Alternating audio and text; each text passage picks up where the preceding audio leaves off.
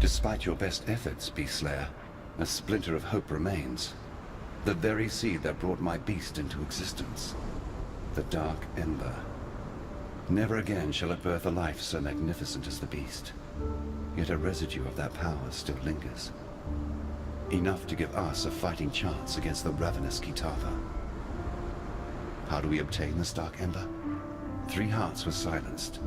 3 hearts must sing again, one last time. In that final flickering of life, our savior's seed shall be born.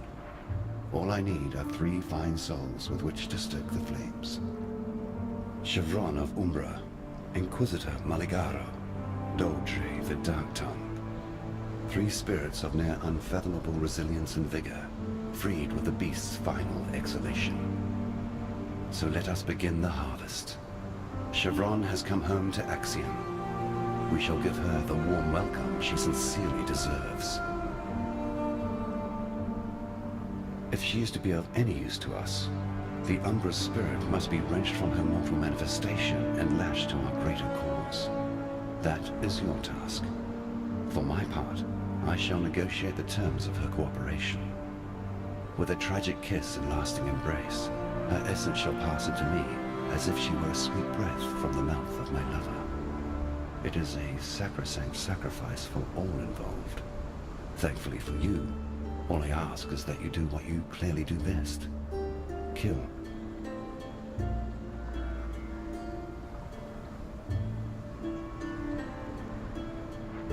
Ambition is the bane of mortality.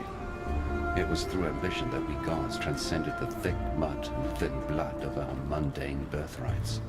Ambition that drove us to sustain our divine selves through the subjugation of others. Chevron's soul is made up of 1 part ambition and 2 parts raw, unbounded passion.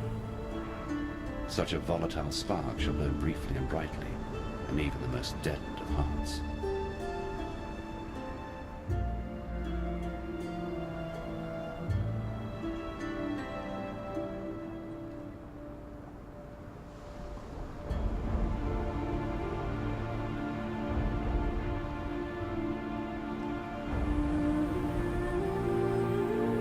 I shall put this simply, for in truth, everything comes down to the simple act of planting a seed in the ground. The gods are rising because you slew the one creature that prevented them from doing so. Your name for it is the Beast. It was I who planted the seed in the rich soil beneath Highgate, who nurtured it, who watched it bloom into maturity, even as I succumbed to its mollifying powers. We gods, we were driven into slumbering darkness, to dream away eternity whilst the gentle beast watched over us. I would desire that we return to that blissful state, but my brothers and sisters of deism shall never submit to banishment. They have tasted freedom once more, and they shall not let go of this world until it is pried from their cold, dead hands.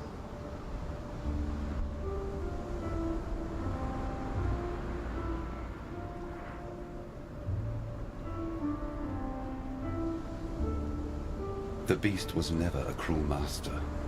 It didn't want to destroy, to corrupt, to terrorize. It simply existed to exist. I made it that way. Unfortunately, in neglecting to provide it with ambition, I made it vulnerable to the ambitions of others. Queen Adziri and Doriani, Emperor Chittis and Malachi. Others even before them.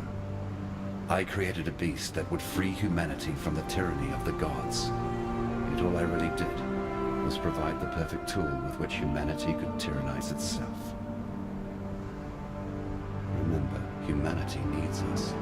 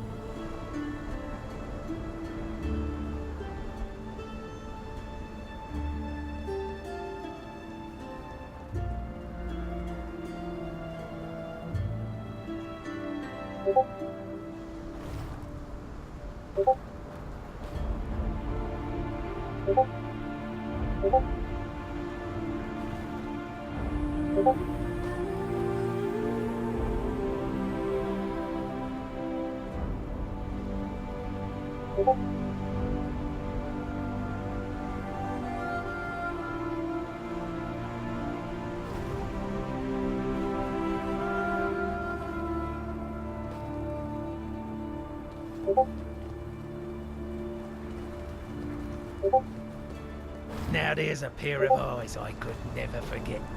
If the tales are true, those peepers of yours have seen all the wonders of Wraveclast by now, and a few things they likely wish they hadn't.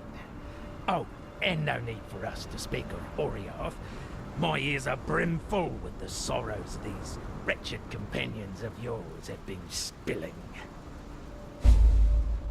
Now, I'm sure you've noticed that Lion Eyes Watch has seen better days. Our once public township has, alas, become a brooding quagmire of gloom and despair. I blame the unrelenting weather. As you know, I am both a humanitarian and a strong believer in the soul-sustaining power of story. Back when I was still captain of the Merry Gull, many days at sea afforded me time to work on my thespian aspirations. I wrote a theatrical epic, a one-man show entitled Cedric and the Buxom Stranger. I sealed the manuscript inside a roll of oiled leather and stashed it in the hold for safekeeping. Perhaps you could salvage it for me from that tidal island upon which my poor ship came to rest. Who knows? Maybe we can bring some joy back to Lion Eyes Watch with a bit of live entertainment.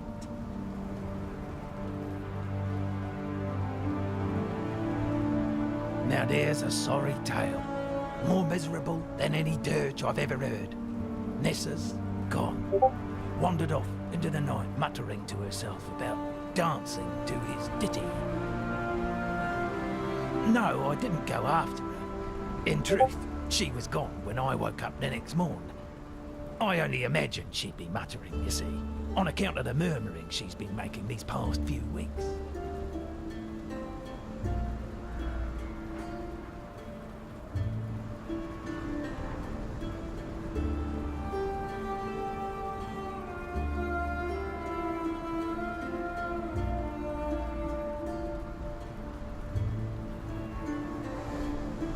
Lily Roth, granddaughter of the legendary Rocktooth Roth. Oh, apologies if I seem a little giddy. It's not any old day you get to meet marine royalty. I mean, you know how I feel about pirates and all, but the Roths have as much in common with those scurvy sea rats as a shark does with a goldfish. Lily has her granddaddy's blood in her veins. It's plain for all to see. Look at the luster in her eyes, the ruddy blush of her skin. That there's a pirate princess, and no mistake. Yes, we live in curious times indeed. A time when old stories are being birthed, mewling, and puking into our world of dirt and blood. It's all a bit inspiring, really. Hence, I've written a little something. Ancient anecdotes. No, you won't find a sailor that doesn't whisper a quiet prayer to the Brine King before casting off.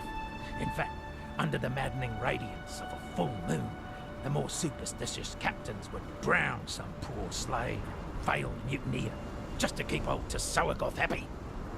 No, that wasn't a sneeze. That's the fish god's own. You'll not find a more renowned pirate as Whalem Rocktooth Roth. In times when Fairgraves was still a whelp earning his sea legs, Rocktooth was prowling the Strait of Oriath in his ship, the Black Crest. It's said he built it himself, lining its hull with the bones of some great sea beast he slew with nothing but a harpoon and a bottle of rum. Never was there a more nimble, more ferocious. Welcome. First we hear that Oriath has lost its bloody mind, and then you turn up. Doesn't take a scholar to work out how these two events might be connected. I don't know what's going on out there, and I probably wouldn't understand it if I saw it with my own two eyes. What I do know is this. The world we knew, it's gone. Now we have to do our damnedest to make sure we don't go with it. Nessa. I saw her one night, running out across the coast, headed in the direction of the mudflats. Called out to her, but she didn't even turn her head. Maybe she couldn't hear me. Maybe she didn't want to. I don't bloody know. I tried to run after her, but she'd vanished into the darkness before my feet had barely touched the sand. So I tracked her, all the way to the mudflats, and that's when her tracks, they just stopped. No sign of meeting someone or something. No sign of a struggle. It's like one moment she was running.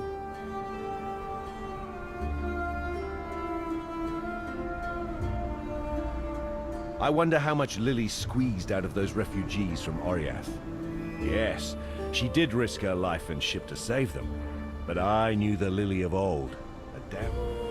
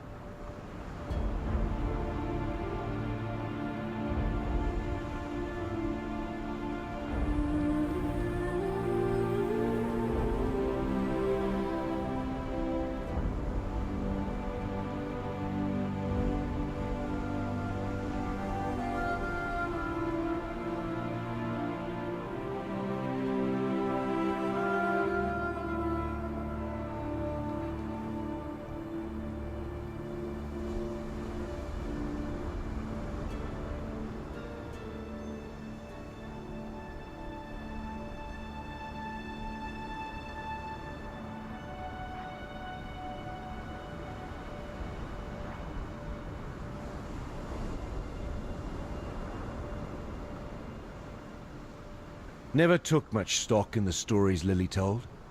Didn't sit right. Those full moon sacrifices her and her ilk would do out on the open water. But now, in light of everything, I'm obliged to reconsider. If it meant Nessa might be spared the attentions of that wretch. Those shambling nobles out there on the Strand? They left Oriath to die a bloody death, rats fleeing a sinking ship. Seems they learned a bit of the hard truth, though. Doesn't matter how much money you have, you can't outrun death when it comes for you. Can't say they've actually noticed, though. They're still the same flesh-eating bastards they've always been. Just a bit. Farewell. What can I do for you, exile?